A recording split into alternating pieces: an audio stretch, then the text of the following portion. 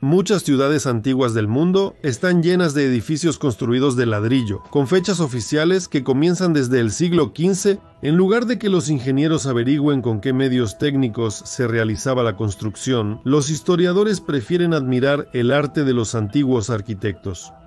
Los que se dedican a la construcción y el acabado saben que los edificios construidos a principios y mediados del siglo XX por lo general se hicieron a ojo y al tanteo, más o menos por ahí. Nuestros instrumentos de medición no ayudan mucho a nivelar todo, ya que incluso las paredes pueden estar colocadas en ángulo. Y si revisas bien los radios en los edificios modernos, tampoco están hechos con total precisión. Los edificios de varios pisos en la parte superior también están un poco torcidos. La desviación vertical puede ser de hasta 20 centímetros en 2 o 3 pisos.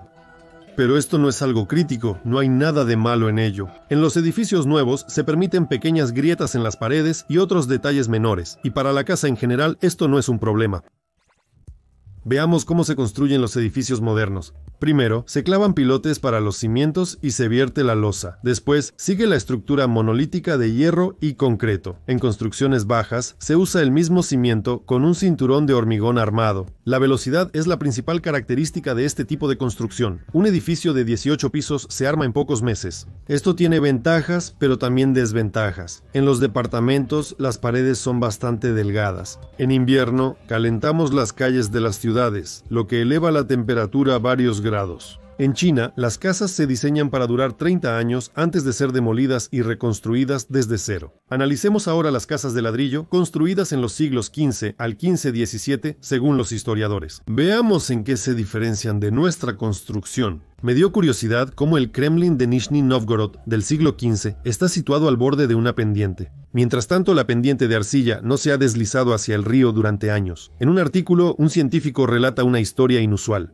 Resulta que debajo del muro hay una losa poderosa hecha de piedra tosca. Eso suena extraño. Un relleno de piedra no puede ser una losa. Aquí se hacen rellenos para caminos, compactados en capas con rodillos pesados. Sin embargo, en los caminos a menudo aparecen baches, por lo que comparar cimientos y rellenos no tiene mucho sentido. Esa es la primera diferencia. En 100, 300 o 500 años, los rellenos de piedra... Sin duda, eso provocará un asentamiento desigual y grietas en las paredes. Incluso un asentamiento de 5 centímetros será suficiente.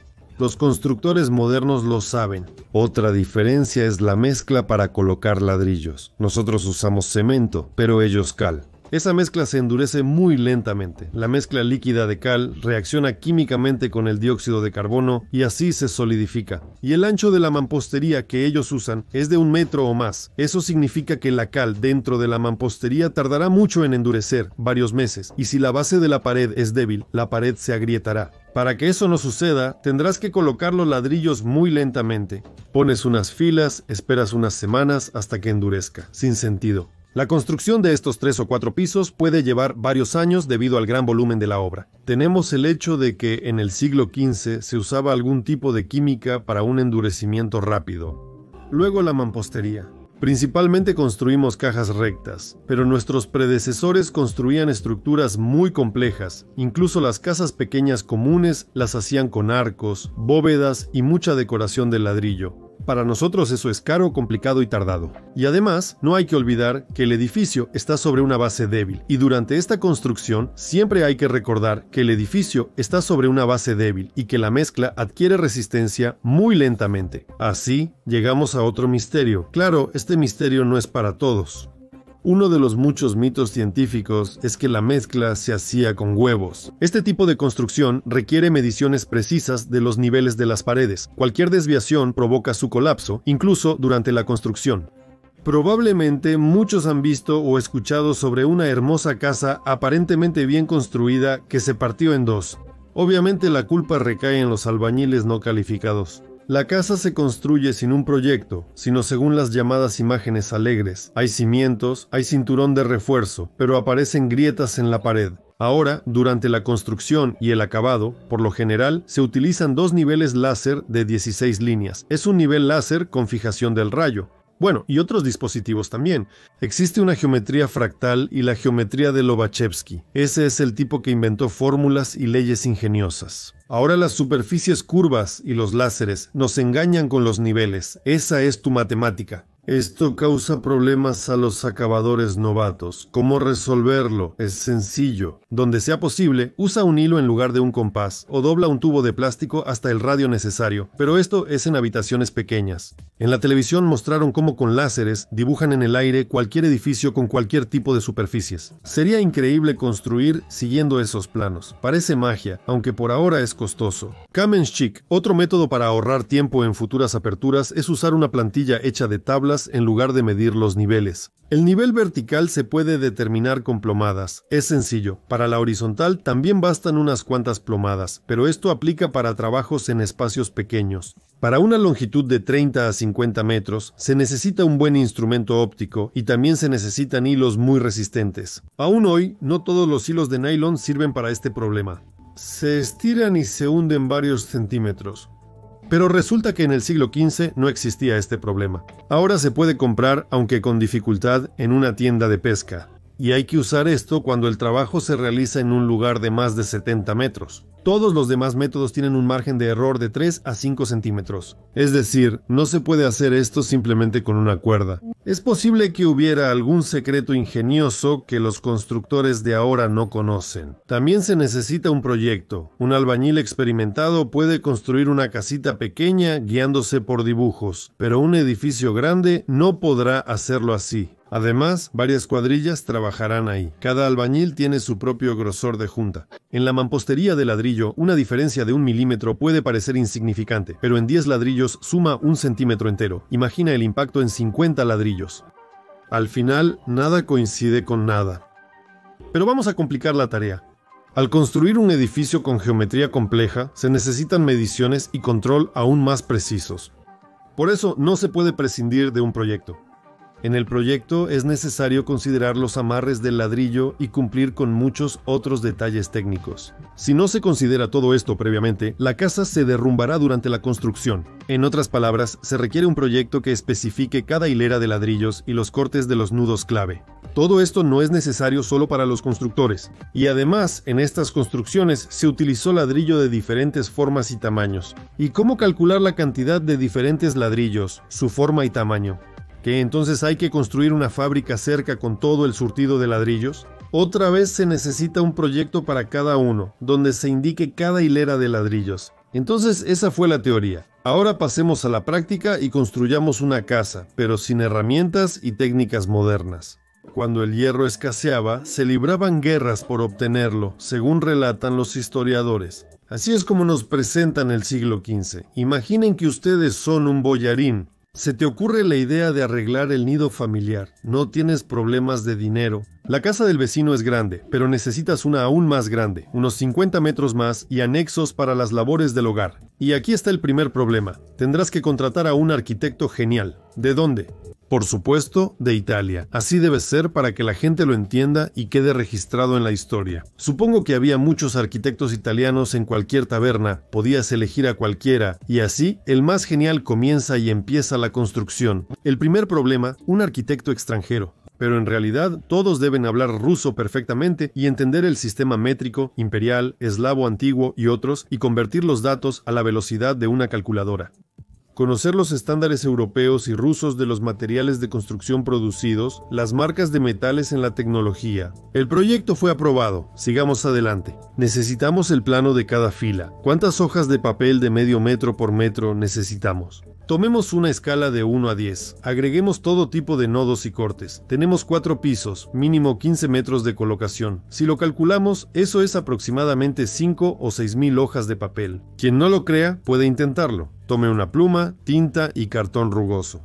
El plano debe hacerse lo más pequeño posible, pero legible. Al mismo tiempo, no hay que olvidar que el proyecto no se hace en un solo ejemplar. Siguiente pregunta. ¿Cuántas personas y cuánto tiempo se necesita para dibujar todo? Y no solo escribientes, sino expertos en albañilería.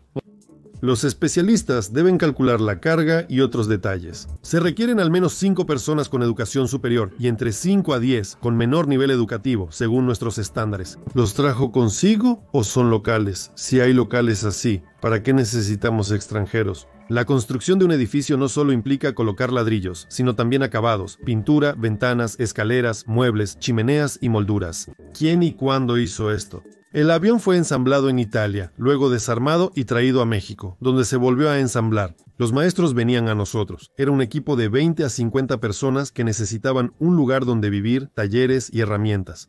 Y recordamos que solo para fabricar y almacenar un solo proyecto necesitábamos una casa enorme. Los historiadores nos dirán que esto lo hicieron los siervos, pero si pensamos que los siervos no podían hacer esto, entonces los trabajadores migrantes italianos vivieron aquí por años. Se dice que la mitad de Italia habitaba en Rusia. Algunos debieron quedarse y se casaron. Eran personas libres y maestros increíbles que deberían haber dejado huella en la historia, pero no hay rastro de ellos.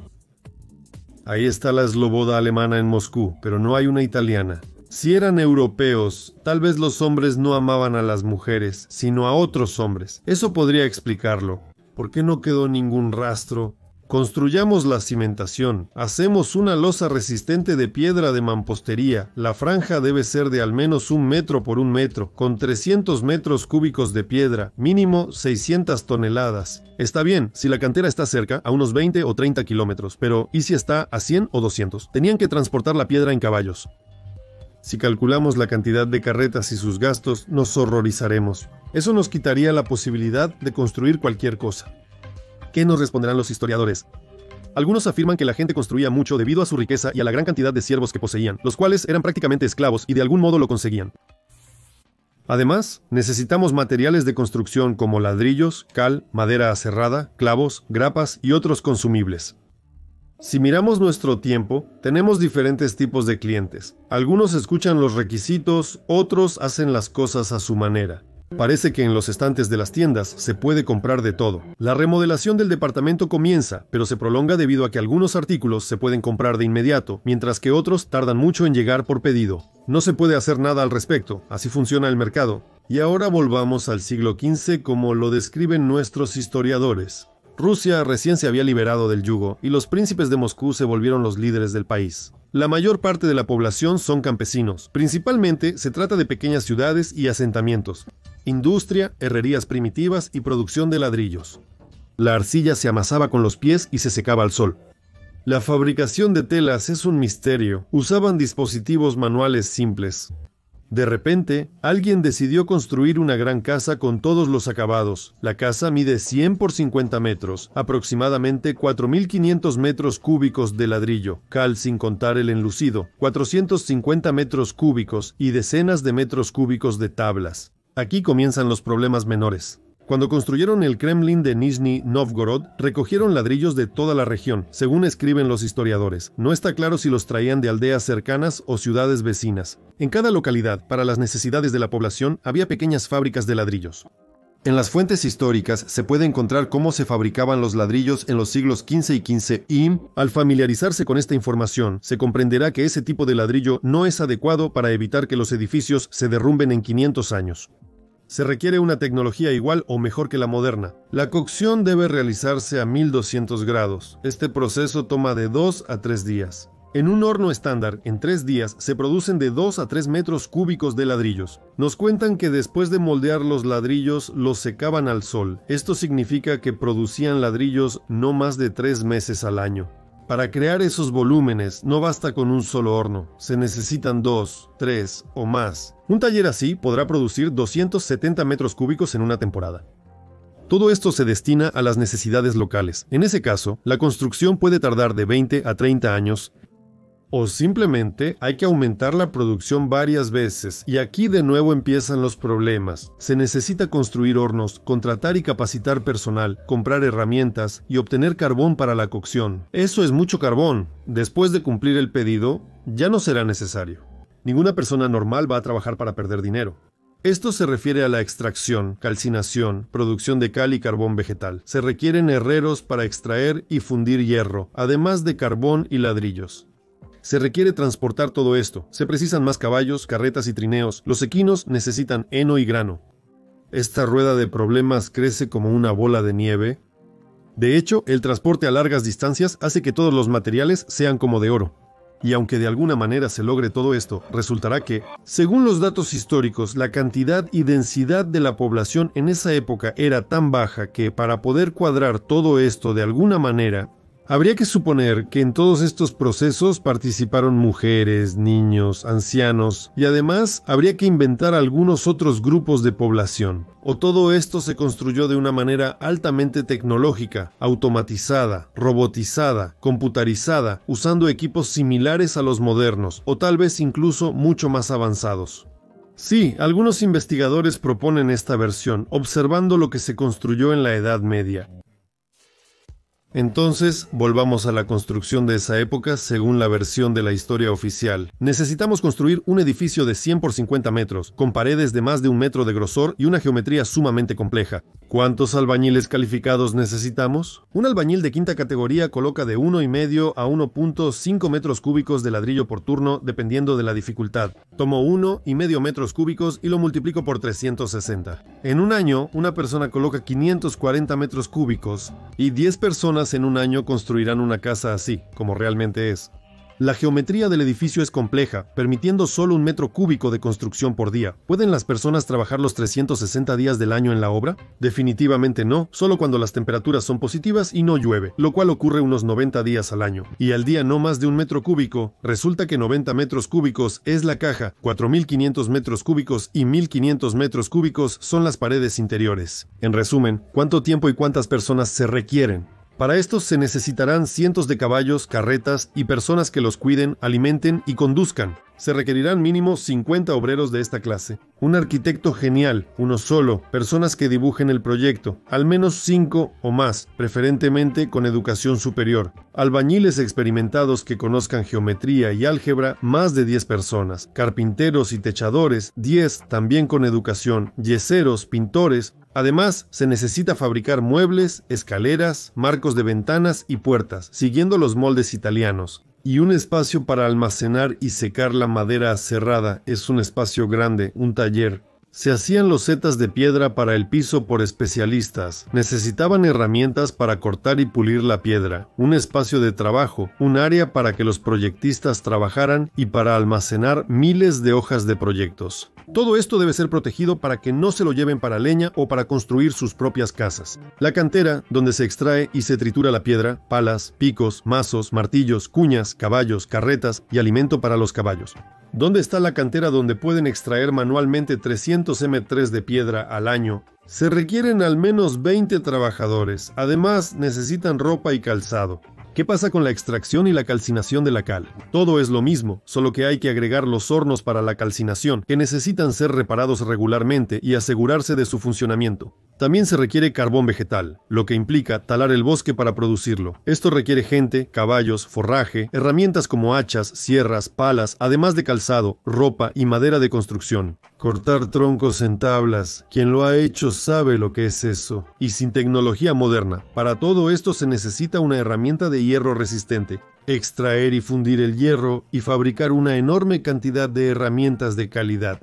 Recordemos que estamos oficialmente en el siglo XV. Una vez más, se requieren ladrillos, carbón, ropa, calzado y decenas de herreros expertos con herramientas adecuadas. La producción de ladrillos es de cientos de metros cúbicos al año. Nuestros ladrillos son hechos por encargo, de diferentes formas y tamaños, con una cocción de alta calidad para que soporten todo ese peso. Una vez más, se requiere carbón, herramientas, ropa, calzado, entre otros elementos esenciales. Ahora el problema es la logística. Debemos transportar cientos de toneladas de carga usando caballos. Carretas, trineos, herraduras, arneses, por cientos o incluso por miles. Alguien tiene que fabricar los trineos, carretas, trabajar el cuero, coser los arneses. Reparación de caminos. Cientos de caballos guiados por personas transitan los caminos. Sería bueno si en esos tiempos todos los territorios estuvieran trazados con caminos rectos, que no se cubrieran de bosque, de los que los investigadores mencionan repetidamente. Eso explicaría la posibilidad de transportar tal cantidad de carga. Pero ¿y si no era así? La gente necesita algún lugar donde pasar la noche y algo para comer.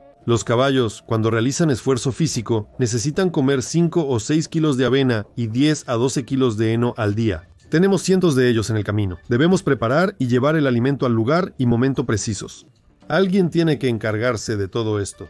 Y todo esto lo requiere una sola construcción, que ni siquiera es un edificio muy grande, apenas de 100 por 50 metros. Estos datos son bastante precisos, algunos incluso incompletos. Se pueden medir en kilogramos, metros cúbicos, rublos, fábricas, personas, etc. Todo se puede comprobar con cifras. Cualquiera puede dedicarse a esto, pero al final, todo esto podría convertirse en una buena tesis doctoral del tamaño de un libro.